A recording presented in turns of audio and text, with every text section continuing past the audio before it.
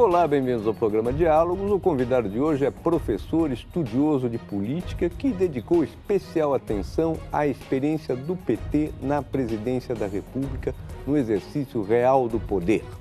E agora ele escreveu 2 longos artigos fazendo uma espécie de balanço desse período. Vamos ver quem é ele.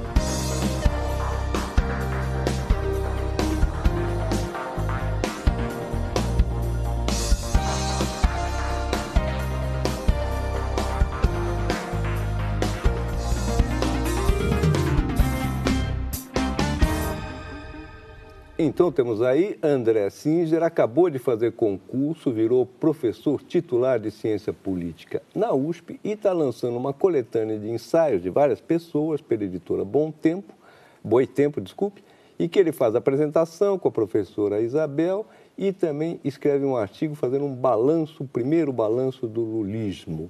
Obrigado por ter vindo, André. Me diga o seguinte, o teu balanço muito rigoroso, muito bem fundamentado, é inescapável, o lulismo falhou, não foi adiante, as suas promessas não foram até o fim. Por quê?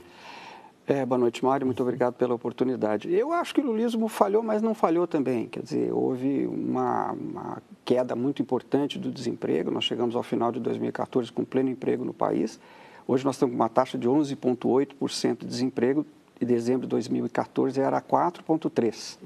Né? Tivemos um importante aumento de salário, cerca de 30% de salário médio real, né? Um importante aumento do salário mínimo, cerca de 70%, e quase 50 milhões de pessoas atendidas pelo Estado por meio do Bolsa Família, pessoas muito pobres. Então, eu acho que houve uma série de êxitos no lulismo. Mas que depois não foram adiante.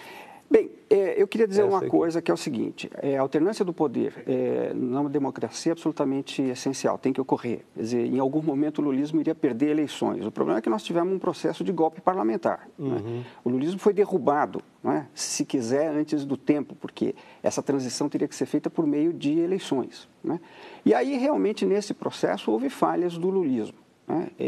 Houve uma dificuldade muito grande de enfrentar a crise econômica, houve uma dificuldade muito grande de dar respostas adequadas à Operação Lava Jato e houve uma dificuldade muito grande de enfrentar o problema do PMDB, que, na verdade, é um partido de centro que acabou radicalizando pela direita e traiu... Era um aliado e traiu. Né? E traiu o compromisso. Então, houve falhas, sem dúvida, mas nós temos que considerar também os sucessos que ocorreram. Não, ocorreram sucessos, eu não nego, mas houve uma grande crise econômica que não foi enfrentada a contento, enfim, e que levou à queda, à derrubada da Dilma.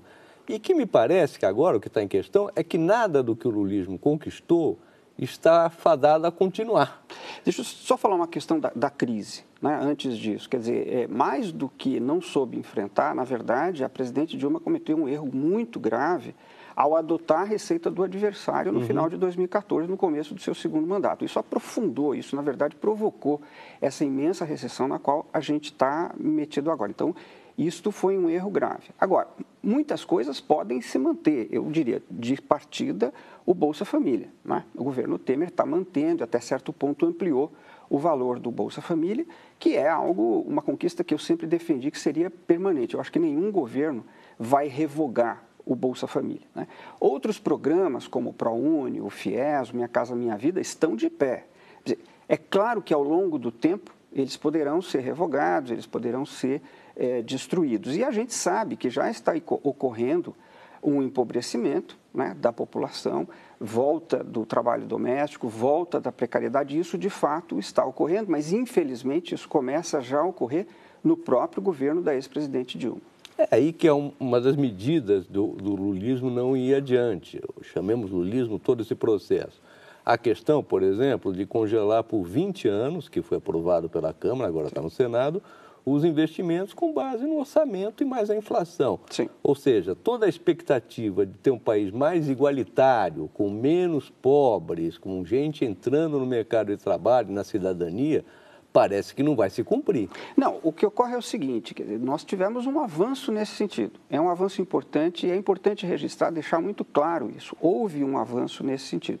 Agora, nós temos um outro bloco no poder que tem outro projeto, que é um projeto, na verdade, contra a igualdade. Né? É um projeto para revogar esses avanços que ocorreram. Até onde ele vai conseguir ir, está em aberto, nós não sabemos. É claro que a aprovação da PEC 241 é um elemento extremamente importante, porque se ela for bem sucedida, ela vai conter o gasto público durante 20 anos. É um projeto, é um mega projeto de retrocesso, né? Porque vai limitar a capacidade do Estado de fazer política econômica e vai prejudicar muito a população pobre que depende de saúde e educação públicas, né? Então, de fato, é um retrocesso grande. Agora, nós temos que considerar também, eu volto a dizer, né, que democracia tem em parte isso. Eu não estou querendo desconsiderar o fato de que houve um golpe parlamentar. Mas é preciso também ver que, por exemplo, agora nas eleições municipais, a população votou a favor desses partidos que aprovaram a PEC 241. Então, digamos, uma certa oscilação faz parte da luta democrática, né? O problema é que nós estamos num momento em que a democracia está em perigo, né, no Brasil, e que a gente não sabe como é que isso vai continuar. Você consegue medir, de alguma maneira um pouco mais concreta, o que foi um ataque ao governo do PT, a essas conquistas, o que é uma crise econômica internacional e o que é a própria, vamos dizer assim, o PT não ter condições de dar uma resposta adequada? O que é fracasso do PT, o que é situação internacional, o que é crise econômica? A crise econômica mundial mudou completamente o contexto, né? Eu diria o seguinte, o lulismo foi muito bem sucedido enquanto as condições econômicas internacionais eram favoráveis.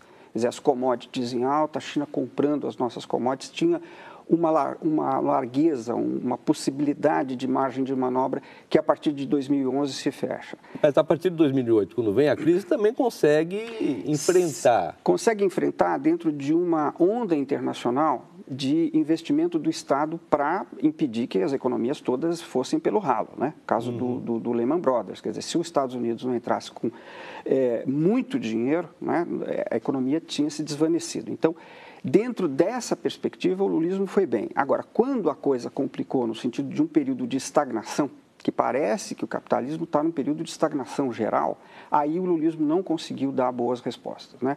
Ex-presidente Dilma tentou uma política à esquerda, 2011, 2012. A sociedade não percebeu e ela não avisou, que foi um erro. Nova matriz econômica. Deu errado, né? Deu errado e ela não teve força política para sustentar. Então, é uma mistura dessas várias coisas que ocorreram. E é claro que a oposição, como teria que ser, se aproveitou. O elemento estranho aí é o comportamento do PMDB, que se imaginava que deveria ser um partido de conter um pouco a radicalização e, de repente, resolveu radicalizar e agora está no governo. Agora, analise, por favor, com um pouco mais de detalhe essa questão da Dilma tentar fazer uma radicalização. Ela tenta fazer uma industrialização, aumenta o subsídio de alguns setores da indústria, ela diminui os juros, pressiona a diminuição dos juros e tenta mexer o Estado para criar emprego, manter uma industrialização. Agora, você fala, ela não avisou ninguém. O que foi isso? Não, o que foi é o seguinte, a Dilma deve ter percebido, né, que se ela não enfrentasse o capital financeiro para tentar fazer uma reindustrialização do país, aumentando o crédito, baixando os juros, ou seja, disponibilizando recursos para os industriais investirem, que ela não teria condição de reaquecer a economia, porque a economia internacional estava caindo. Então, ela tentou, e ela foi muito corajosa. Eu sou muito crítico ao que ela fez no segundo mandato, mas tem que reconhecer que no primeiro mandato ela foi muito corajosa, né? Só que ela não avisou a sociedade, ela não mobilizou bases políticas para sustentar isso, como se ela pudesse fazer pela mera vontade dela. Por isso que eu chamo o artigo de cutucando onças com varas curtas. Quer dizer, ela digamos, como se ela não tivesse previsto que haveria uma enorme reação, que veio, né? E mais ou menos deu no que deu. Agora, por que certos setores, por exemplo, o setor industrial que você analisa, ele não adere a isso? É um enigma. De certa maneira, ele se beneficiaria disso, dessa política de subsídio, de incentivo, de BNDES, botar para trabalhar, botar fábrica para produzir. Mas aí chega uma hora que o setor industrial recua. Por quê? Esse é um enigma, né? Ninguém sabe exatamente o que aconteceu. Agora, não só eles se beneficiariam, mas toda a política foi feita para eles. Não é? Ela foi feita item por item para favorecer os industriais e, à medida que a política foi sendo realizada, eles foram ficando contra. Quando a imprensa ia perguntar, eles diziam, não, eu sou contra porque o governo é muito intervencionista. Claro, é intervencionista a favor deles, né?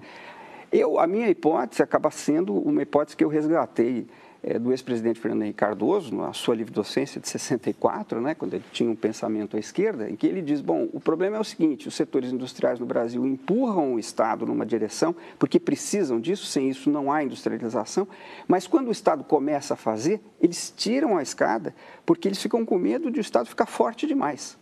Eles têm temor de que o Estado fique forte demais. Mas aí um raciocínio, não é um raciocínio muito ideológico, o André? Não seria uma coisa, bom, você usa até uma expressão lá, greve de investimento, que eles não vão investir por uma questão, no fim, ideológica.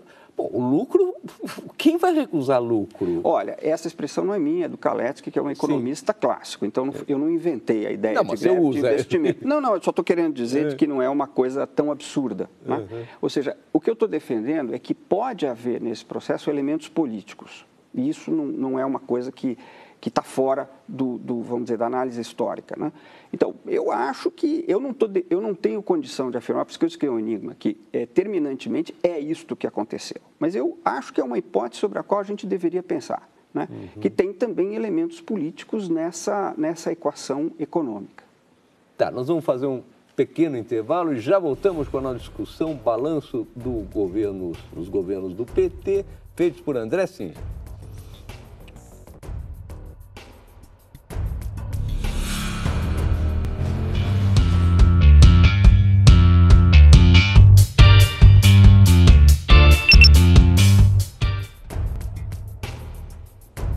Voltamos com o André Singer, cientista político, professor da USP, colega colunista da Folha de São Paulo. Eis o livro aqui, vou mostrar para vocês. As Contradições do Lulismo, organizado pelo André e pela Isabel Loureiro, que também é professora. E um monte de gente escreve a Maria Elisa Sevasco, um bom artigo sobre cultura, outro sobre questão no campo. É muito interessante o livro. Agora, me diga uma coisa, André,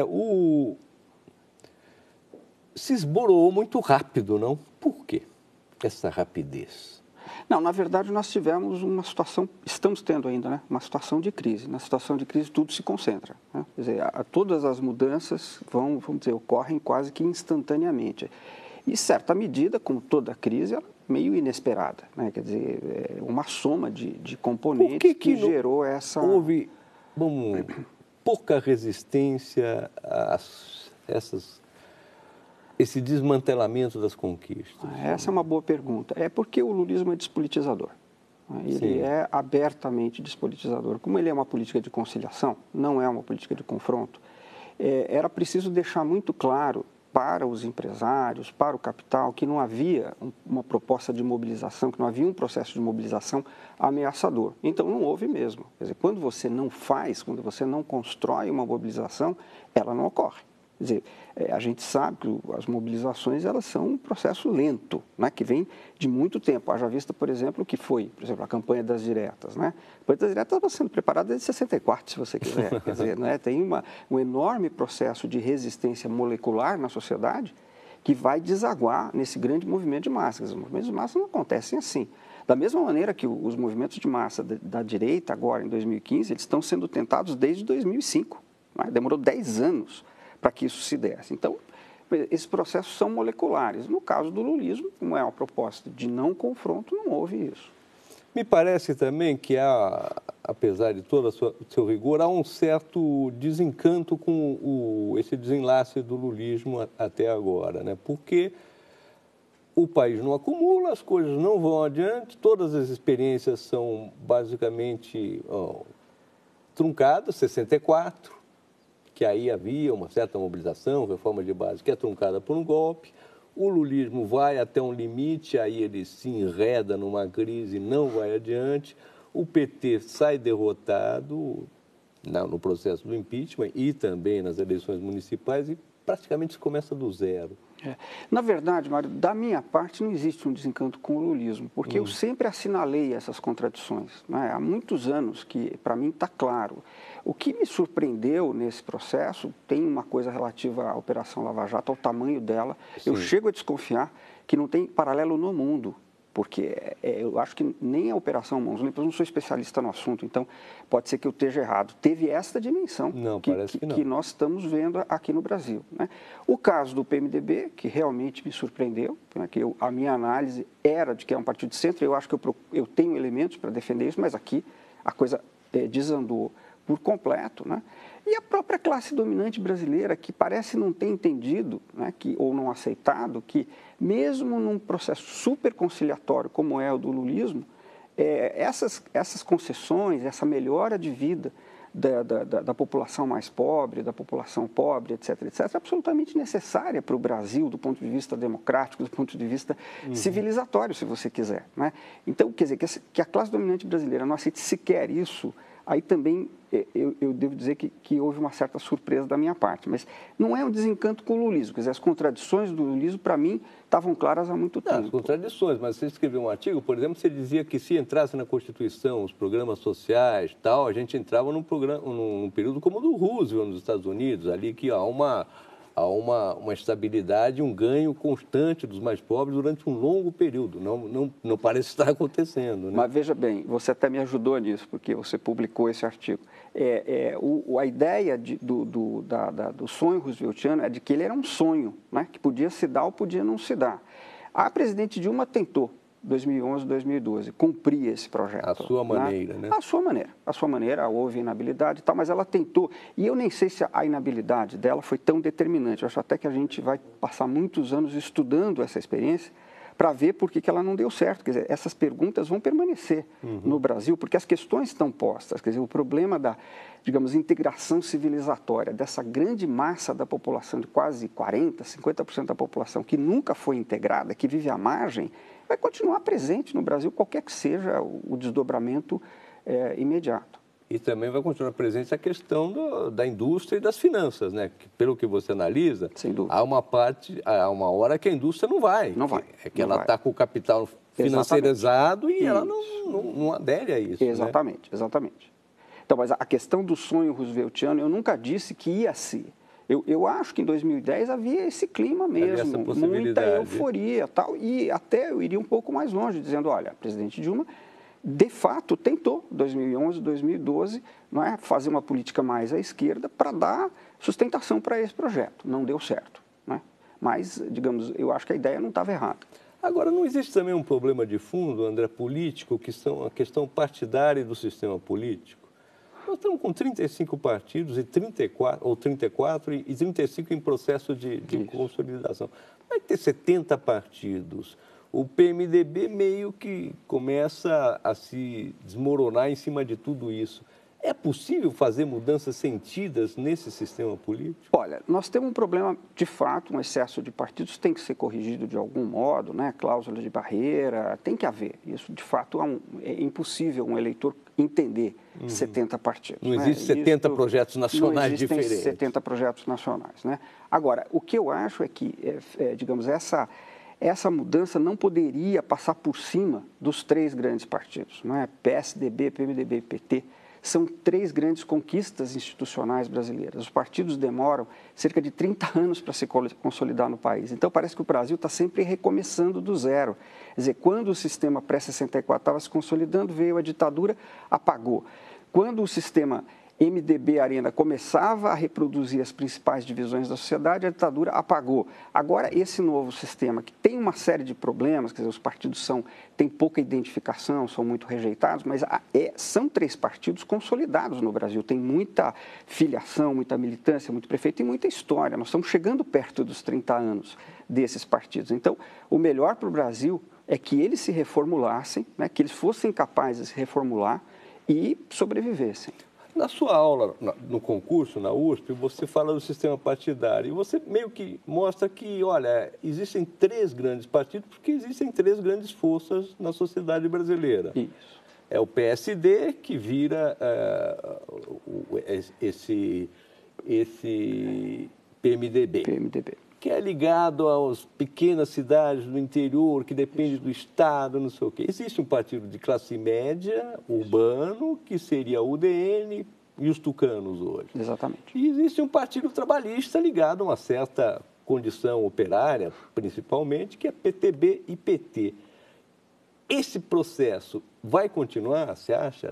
Vai continuar. O problema é que pode ter que começar tudo outra vez e nesse interregno, se esses partidos desmoronarem, nós não sabemos o que vai ter. Quer dizer, fenômenos tipo Collor, quer dizer, um candidato praticamente avulso que vem do nada, não é? E faz um governo desastrado, porque o governo precisa ter base, né? Precisa ter base na sociedade, precisa ter base no parlamento, precisa ter uma consistência, qualquer que seja a orientação ideológica, né?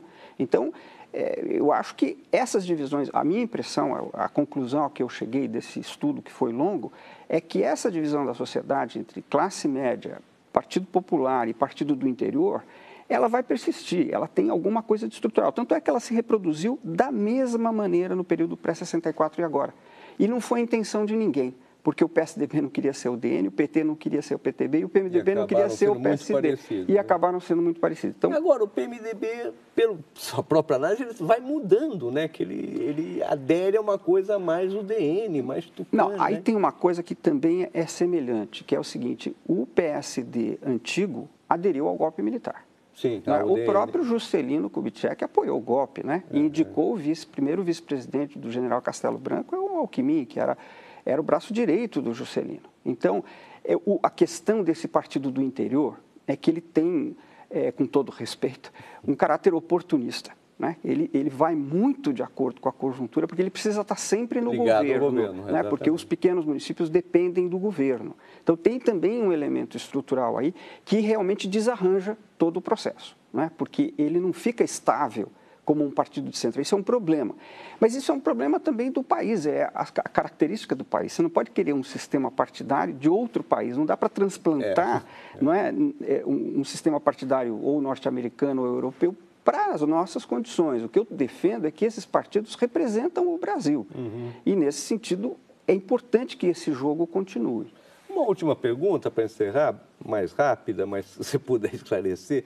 Tem uma série de novas reivindicações, novas questões políticas que estão entrando no Brasil com força. Questões de gênero, Sim. Questões de raça, muito urbano, às vezes muito classe média, mas já entrando em uma certa periferia, certos trabalhadores. Essa questão, essas novas questões, elas podem mudar a política brasileira, você acha, André? Não muito, porque isso é uma característica do Brasil, né? O Brasil é a soma do moderno com o arcaico o tempo todo. Então, essas questões são questões supermodernas que atingem uma parte da população, mas não o grosso.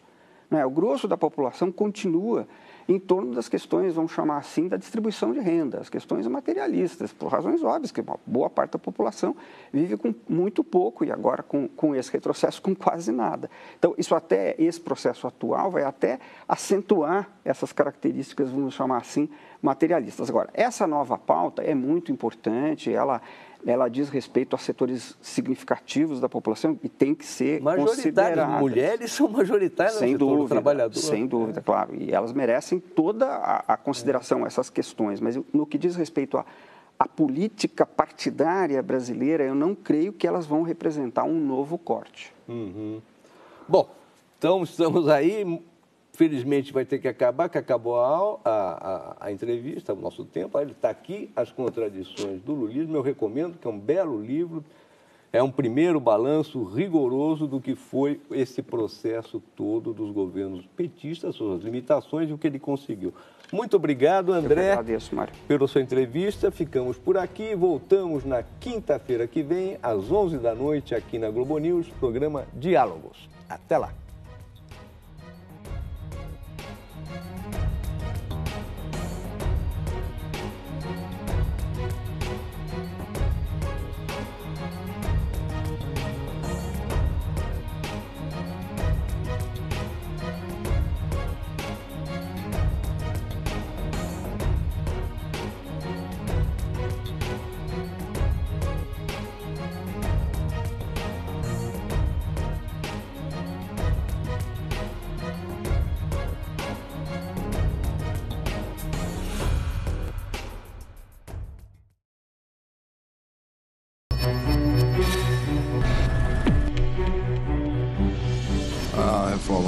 da Previdência é uma necessidade evidente. O fundamento central do nosso governo é a responsabilidade. Responsabilidade fiscal, pois o gasto desmesurado penhora o futuro em troca de uma prosperidade efêmera e falsa. Só se fala em reformar a Constituição para conter os gastos públicos. Em mudar as regras da Previdência. Por quê? A prioridade hoje é o equilíbrio fiscal, isto é, a estabilização do crescimento da dívida pública. Porque falta dinheiro para o governo pagar tudo o que precisa. E quando falta dinheiro, o que é que se faz? Dívidas. A confiança na economia está sendo recuperada de forma pronunciada.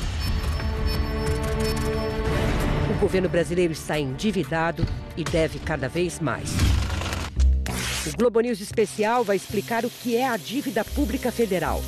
Vai contar por que ela é tão preocupante e por que está custando tão caro ao Brasil.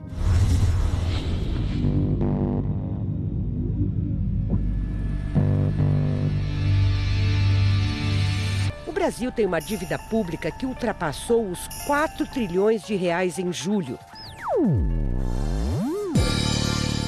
A regra para saber se essa dívida é alta demais ou não é fazer uma relação entre ela e o PIB. Essa soma de tudo que um país consegue produzir todos os anos. Nessa conta entram 4 itens. Em primeiro lugar, os produtos vendidos, da caneta ao avião.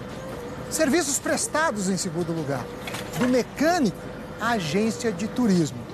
Em terceiro lugar, os investimentos que as empresas fazem. E, por último, os gastos do governo. Desde os salários dos funcionários de hospital público até os carros que os políticos utilizam para exercerem suas funções. A economia está em recessão, produzindo menos riquezas que em outros anos. E o que mais aumentou foi o gasto com pessoal, o gasto com previdência e o gasto com juros. Se você pegar esses 3 componentes da despesa total, foram os que mais cresceram. Ele gasta com obra pública, saúde, educação. Todo mês, falta dinheiro para o governo cobrir todos os seus gastos e para pagar salários e aposentadorias. Tem que ter arrecadação para poder cumprir com as suas obrigações. E acredito que as arrecadações hoje são menores do que o que o governo, público, né, está gastando. Os impostos eles são usados para prover toda a infraestrutura, né, do Estado, do governo, escolas, ruas, tudo, segurança, saúde, tudo. O dinheiro que o governo tem para gastar vem principalmente dos impostos. E não é pouco que os brasileiros pagam, é exatamente 1/3, 33% de tudo que produzimos. O governo tem outras fontes de renda, cobra taxas por diversos serviços, por exemplo. Recebe parte do lucro das estatais. E quando a situação aperta muito, tenta vender bens, como carros, terrenos, apartamentos. Se o governo conseguir pagar as despesas principais com o dinheiro que arrecadou e ainda sobrar um pouco, significa que houve superávit primário. Agora, se a conta das despesas e da arrecadação fecha negativa, aí temos déficit primário. Funciona mais ou menos assim. Imagine um prédio que tem uma caixa d'água. Ela serve para abastecer o consumo de seus moradores. Todo mês, esse prédio recebe uma remessa de água que enche a caixa. E os moradores vão consumindo essa água. Se no final do mês os moradores tiverem gasto menos do que a remessa, o nível da caixa d'água vai ter aumentado. E essa água pode ser utilizada no futuro para atravessar meses de dificuldade. Essa é a situação do superávit. Por outro lado, se os moradores consumirem mais água que a remessa, a caixa d'água vai ter que usar sua reserva para suprir a necessidade. E a caixa vai ficar em déficit. De agosto do ano passado até julho deste ano, faltaram 154 bilhões de reais para o governo fechar as contas. Ele pegou esse dinheiro emprestado.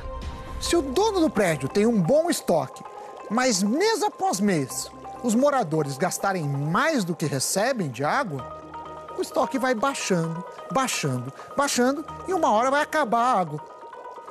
Quando isso acontece, o prédio precisa pedir água emprestada para o vizinho, que possui um estoque maior. O prédio se compromete a devolver mais água no futuro. Depois de um tempo, se o prédio não voltar a economizar água, os que emprestaram ficarão desconfiados e podem não emprestar mais. No caso das contas públicas, todo mundo que aplica em títulos da dívida empresta o dinheiro para o governo. São os bancos que depois repassam esses títulos nas aplicações dos clientes, os fundos de pensão, os fundos de investimentos. A diferença entre o governo e as pessoas é que o governo sempre pode cobrar mais impostos ou usar aquela maquininha e imprimir mais dinheiro. O governo imprime papel e paga suas contas com o papel que ele está imprimindo, que é, na verdade, definição de inflação.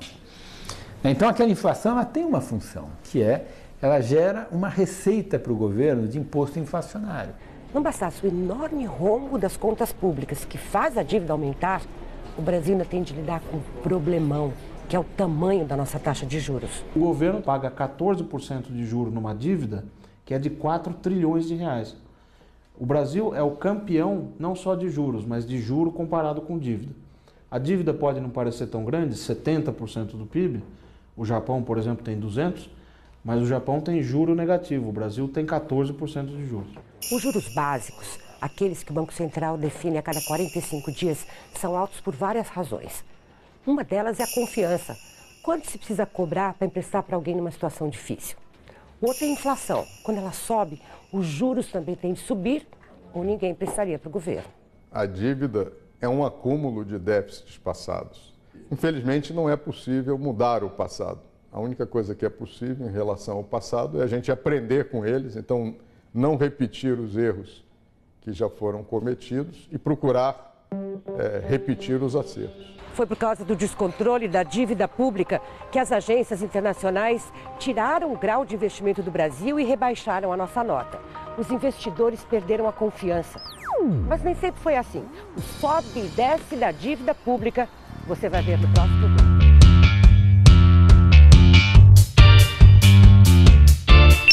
Mandou executar um serviço. Nós o fizemos com amor, aplicação e sem medo. Declaro promulgada. A Constituição de 88 foi o grande marco na construção de um Estado que atendesse nossas prioridades sociais. Novos benefícios foram criados, entre eles, por exemplo, a aposentadoria para quem nunca tinha contribuído para a Previdência. E tem muito, muito mais. Parte dos impostos o governo federal precisa repassar para os estados e municípios.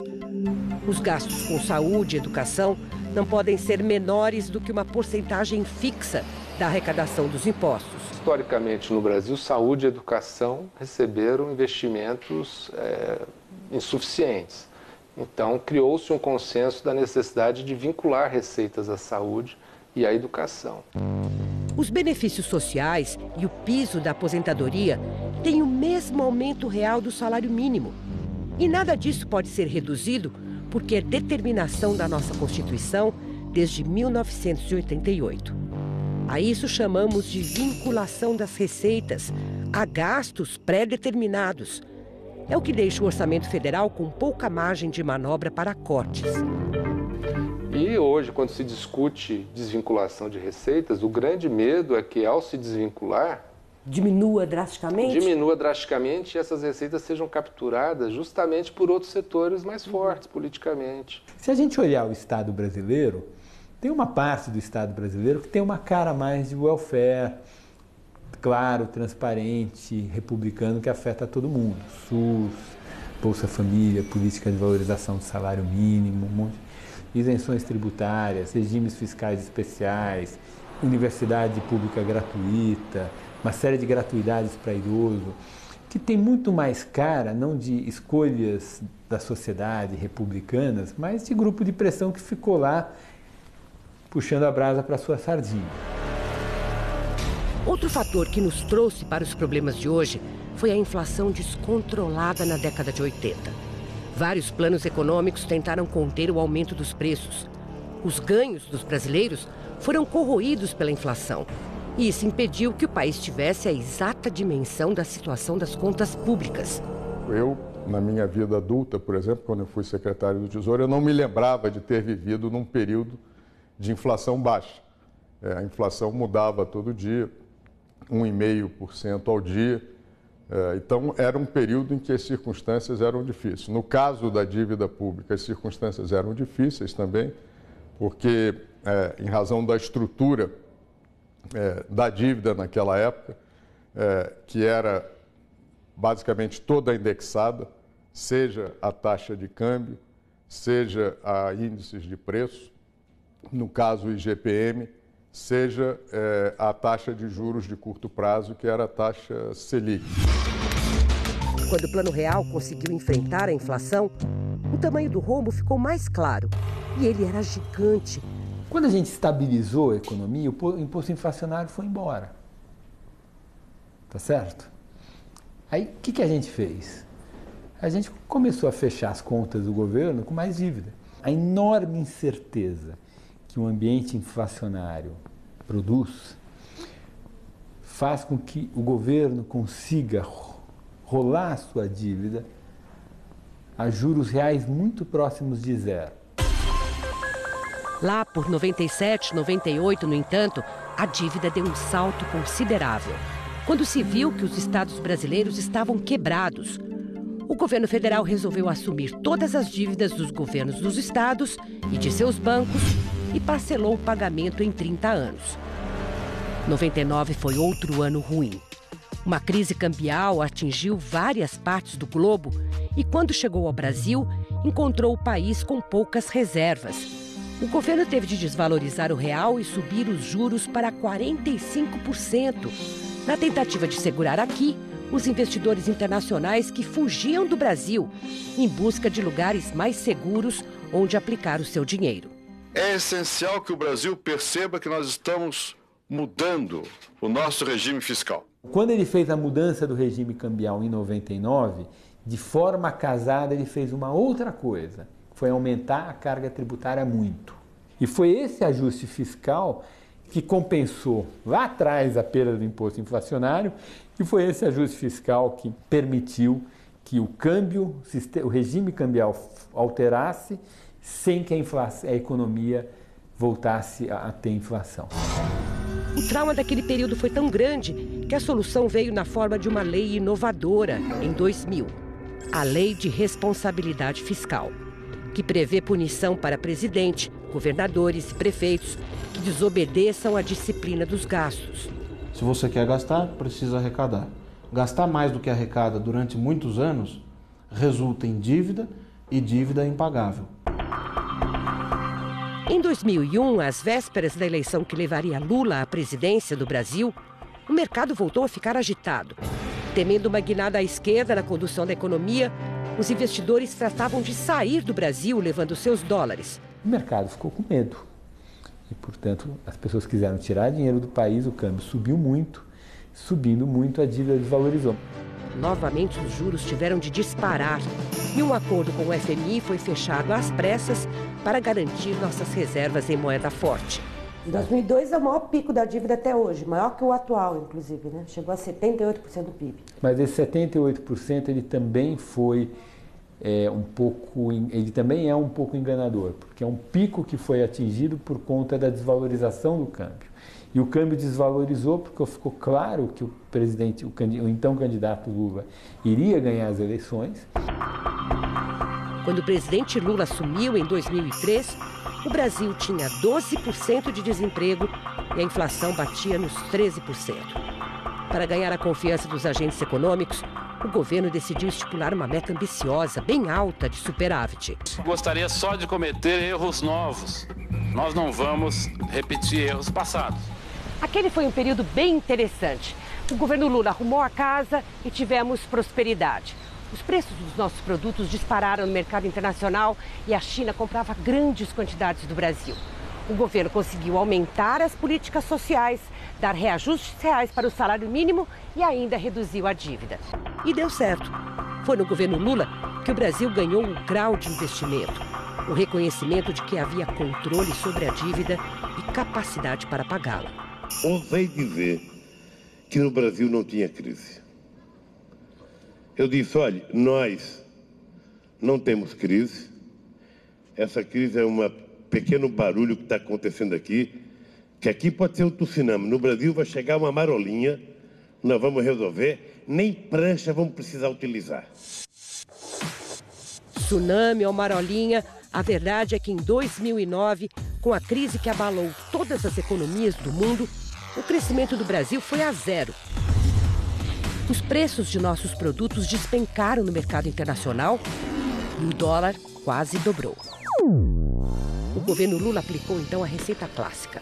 Aumentou os gastos para estimular a economia, incentivou o crédito para o consumo, reduziu impostos das empresas. Foi um período muito favorável. O gasto da União subiu 9% em média acima da inflação. Foi uma expansão, uma política expansionista muito forte do lado do gasto do governo. E o crédito foi jogado aos píncaros. Mas como o esforço para turbinar a economia elevou o crescimento do Brasil, o governo colheu uma vitória na eleição presidencial. Em 2011, a presidente eleita Dilma Rousseff herdou um país com taxa de crescimento de 7,5%, aumento nos juros e uma dívida pública que havia subido 13,15% em 2010, somando 1 trilhão e 69 bilhões de reais. A partir de 2011, a Receita passou a ter um comportamento normal. O que é um comportamento normal? Em vez de crescer a uma velocidade que é o dobro do crescimento do PIB, passa a crescer a uma velocidade que é igual ao crescimento do PIB. Só que o gasto continuou o seu caminho. Então começou a descida. Imaginando estimular a economia, o governo Dilma aumentou salários e aposentadorias, criou novos programas sociais, concedeu pesados subsídios e incentivos para as empresas, tentou baixar os juros na marra. Depois vem as políticas de controle de tarifas, tipo preço da energia elétrica lá embaixo, congela o preço da gasolina, para dar 2 exemplos. Tem também tarifa de ônibus e coisas do tipo. Então isso é outra forma de estimular o consumo. E ainda assim, a inflação disparou. Em 2013, o Banco Central teve de voltar a aumentar os juros e o Tesouro passou a ter déficit. E déficit, como se sabe, são cobertos com nova dívida. Nós não aproveitamos o período das vacas gordas para fazer o ajuste que era necessário. Que tipo de ajuste? A reforma da Previdência, fixando uma idade mínima para a aposentadoria, regras mais claras para o comportamento do gasto com o pessoal. Ao contrário, nós demos reajustes em cima de reajustes. Então, faltou austeridade fiscal e faltou entender que para crescer precisa ter investimento. Essas despesas não param de crescer. Ao mesmo tempo em que a economia e a arrecadação despencam, não tem outro jeito. Todas as atenções acabam se voltando para o rombo e para a dívida. O FMI alerta. Até o final de 2016, o Brasil estará devendo o equivalente a 76% do PIB, 76% de tudo que produzirmos este ano. No final do ano que vem, essa proporção vai chegar a 80% e no fim da década a 90%. E agora, como inverter essa trajetória? O Fundo Monetário sugeria que, no caso dos países em desenvolvimento e no caso dos países emergentes, um percentual de 40% de dívida em relação ao PIB seria um percentual prudente.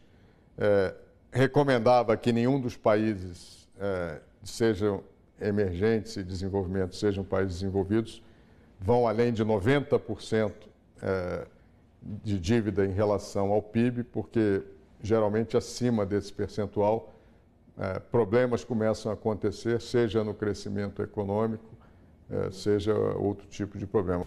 A dívida é preocupante para um país quando ela é muito cara.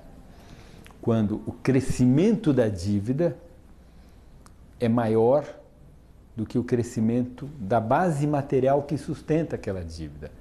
Qual é a base material que sustenta a dívida? É a atividade econômica, é a economia. Porque a dívida de um país, ela nunca termina. Por quê? Porque o país não termina. E essa é uma diferença entre um indivíduo e uma sociedade, um país. Um país é uma entidade imortal. Então a dívida é eterna. Tem uma coisa consolidada na literatura de finanças públicas que é a chamada regra de ouro. O que é a regra de ouro? Não faça dívida se não for para investimento. Toda variação de dívida tem que ser para investir. Se você vai aumentar os títulos, colocar mais pressão sobre o mercado, exigindo mais recursos dele, que isso seja para transformar em crescimento econômico. E para transformar em crescimento só tem um jeito: investimento. Foi tudo que a gente não fez nos últimos anos.